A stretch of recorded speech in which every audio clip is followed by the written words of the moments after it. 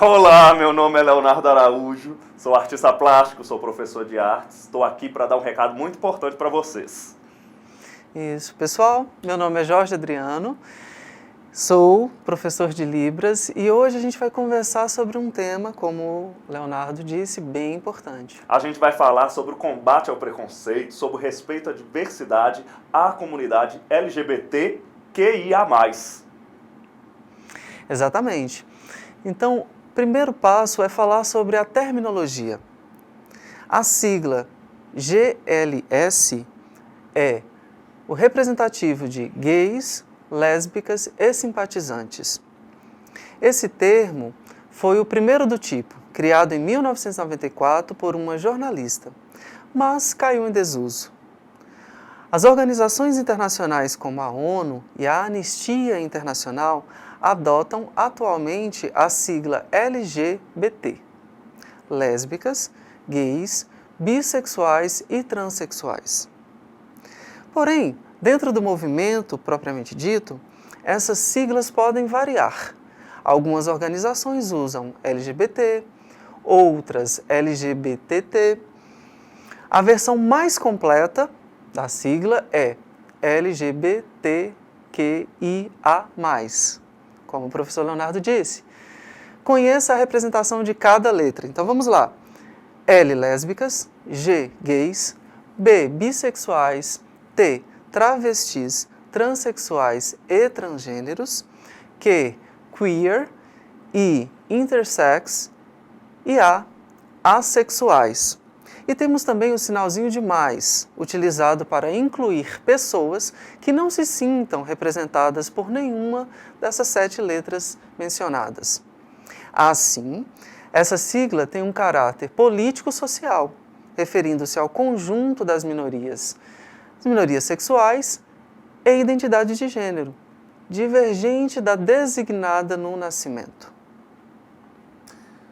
É importante também falar que antes do LGBT, que é o termo mais utilizado, mais abrangente, antes era GLBT. Só que a própria comunidade percebeu que o G, antes, sempre, GLS, GLBT, estava muito frisado na figura masculina da comunidade, entendeu? Então a gente transferiu o L para frente para dar também mais representatividade às lésbicas e combater a misoginia e o machismo, que também, de vez em quando, está presente dentro da própria comunidade. Agora, depois dessa sopa de letrinhas que a gente falou tudo aí, é importante a gente ter dois conceitos, diferenciar dois conceitos. Porque dentro da comunidade LGBTQIA+, nós combatemos o preconceito a respeito da orientação sexual e da identidade de gênero. E tem gente que confunde muito o que é orientação sexual e identidade de gênero, tá bom? Vamos lá. Orientação sexual é para onde o seu desejo sexual e afetivo se orienta, para onde que você, para onde que naturalmente desperta dentro de você o sentimento de atração por outra pessoa, tá bom? E a identidade de gênero é como você se olha para o mundo, como você se percebe no mundo. É muito importante a gente ter o pensamento de que é orientação, é natural, é algo que você constata e não uma opção, como muito antigamente, e às vezes algumas pessoas hoje em dia continuam teclando nessa teclinha aí que está errada, que é de opção sexual. Então, dentro dessa sopa de letrinhas, quais são as letrinhas que representam a orientação sexual? Certo. As letras da sigla representantes da orientação sexual são L para lésbicas, G para gays, B, bissexuais e A, assexuais. O L são as mulheres que orientam seu desejo e sua afetividade para outras mulheres. G, dos gays, são os homens que orientam seu desejo e sua afetividade a outros homens. Bissexuais são tanto mulheres que têm o seu desejo, sua atração sexual orientada tanto para homens quanto para mulheres, ou homens que têm o seu desejo e sua afetividade orientados tanto para homens quanto para mulheres. Agora a letrinha A é muito interessante, ela foi colocada agora recentemente, está em pauta bem mais recente, que são dos assexuais, as pessoas que não têm desejo sexual, ou que têm leve desejo, com desejo sexual com episódios, tá?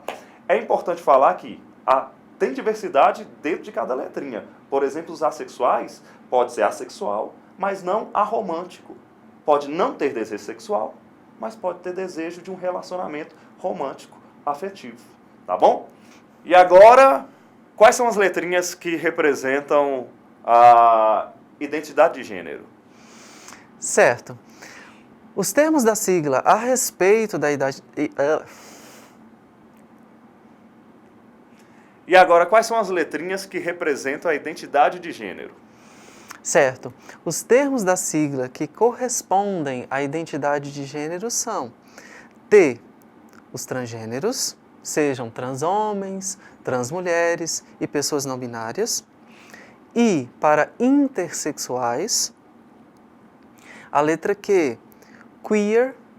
E o termo mais, significando demi, pan, intra, drag, dentre outros. Isso. Vamos lá, ó. Então, a letra T de transgêneros abrange todo mundo, viu? Transhomens, transmulheres, pessoas não binárias. Transhomens são as pessoas que nasceram com o aparelho genital feminino, vulva, vagina, mas se identificam com aspectos culturais masculinos, se sentem homem, tá bom? Transhomem. Transmulheres são as pessoas que nasceram com o aparelho genital masculino, pênis, escroto, testículos, mas se identificam com as características culturais femininas, tá? Da sua sociedade. São as transmulheres. É interessante falar que aqui na América Latina tem um termo especial que antigamente era pejorativo, mas a comunidade pega e ressignifica, que transmulheres eram chamadas de travestis. Tem transmulheres hoje que ainda se identificam como travestis, mas mais como para levantar a bandeira e falar assim, é o quê? É ter nascido num corpo masculino, mas me identificar como mulher, isso me faz travesti? Aí ela pega isso, tira o caráter de ofensa e impunha essa palavra como um escudo para levantar a bandeira, para lutar pela causa. Agora, as pessoas não binárias são pessoas que não se identificam nem como homens, que sua cultura designa como homens, nem como mulheres, ou que misturam aspectos masculinos de sua cultura e femininos. Então são pessoas não binárias, também são consideradas pessoas trans. Intersexual é mais uma questão biológica. São que antigamente se chamava de hermafrodita. São pessoas que o corpo nasceu com uma genitália ambígua. O caso mais clássico, mais fácil de entender, é uma pessoa que nasceu com pênis e vagina. Existe, raríssimos casos, mas acontece. Uma das causas e uma das lutas principais das pessoas intersexuais são não modificar o seu genital na fase de criança, tá? Porque isso era a prática. Viu lá, quais são as características predominantes nessa pessoa intersexual que acabou de nascer? É masculina? Então nós vamos tirar todo o resquício de aparelho genital feminino e aí vamos criar como homem. Mas aí quando cresce, essa pessoa não se identificava no mundo masculino e perdeu todo o aparelho, todo o material corporal que poderia vir a ser trabalhado com cirurgias para ele ter um corpo mais adequado à sua identidade de gênero, né? E agora, o queer é um termo que também foi usado pejorativamente para designar pessoas esquisitas, estranhas, que não se encaixam, e foi pego também pela comunidade. Falou assim, não, nós vamos ressignificar. Eu sou esquisito, eu sou estranho, só isso mesmo, tá bom? E aí luta também para defender, para levantar uma bandeira. São as pessoas que, dentro da comunidade LGBTQIA+, não se encaixam perfeitamente, nem como trans, nem como bi, não se encaixam perfeitamente em nenhuma dessas designações que nós citamos anteriormente, tá bom? E o termo plus, o termo mas, também é para isso, tá bom? Para expandir. Para não colocar o alfabeto inteiro na sigla, colocou esse mais aí para as outras pessoas, né? Como as pessoas pansexuais, que têm a sua orientação sexual para todos os seres humanos, independente do gênero, do sexo biológico ou da identidade de gênero, né? Como as drags, que não são nem identidade de gênero, nem orientação sexual. É uma manifestação artística. Então tá todo mundo nesse bolão. A comunidade é grande, é bonita e é diversa e é colorida. Por isso que tem um arco-íris representando a bandeira de todo mundo. Exatamente. E o nosso objetivo aqui é, certamente, esclarecer com o intento de conhecer mais para melhor respeitar. Isto é, o combate ao preconceito e o respeito à diversidade. Durante toda ou boa parte da história da humanidade, as minorias, e quando dizemos minorias, estamos nos referindo mais à representatividade que à quantidade. Então, essas minorias não foram vistas com bons olhos. Se formos exemplificar outros casos, como, exemplo, pessoas de olhos verdes, que correspondem a apenas 2% da população mundial. Pessoas ruivas, entre 1% e 2% da população mundial. E pessoas canhotas ou canhotas, que correspondem a 10% da população mundial. Isso mesmo. Então, olha, a comunidade LGBTQIA+, também é minoritária, tá? E estamos falando numericamente mesmo, tá? Os últimos dados, as últimas pesquisas colocam em torno de 10% da população mundial. E isso é interessante que nas pesquisas realizadas no Brasil corresponde também, viu? É 10% da população brasileira que se encaixa dentro dessa comunidade. Então nós somos minoritários mesmo. Mas e aí? Vamos pegar os outros exemplos. Existe algum raciocínio, é lógico, é racional você discriminar alguém por ser canhoto? É lógico você discriminar alguém por ser ruivo, e olha que historicamente já teve isso, né? Já teve perseguições por causa de uma característica que a pessoa nasceu. Então, é lógico, faz sentido perseguir alguém por ser trans, por uma característica que é inerente à pessoa. É lógico perseguir, expulsar de casa, violentar, bater, agredir alguém por ser lésbica, por ser gay. Não faz sentido nenhum. Bom, e mesmo não tendo lógica nenhuma, justificativa racional nenhuma, nós temos que apresentar alguns dados, infelizmente, bem negativos.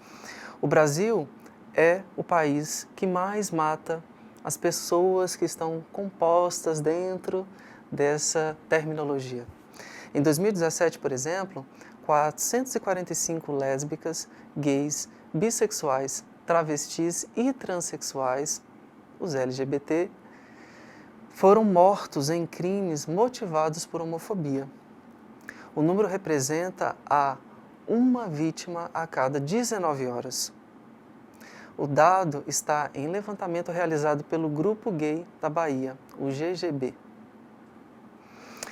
Então, como nós podemos ver, ainda se percebem bastantes atitudes preconceituosas no nosso país e no mundo em relação a essas pessoas. Mas não seja você, não sejamos nós os causadores ou propagadores disso.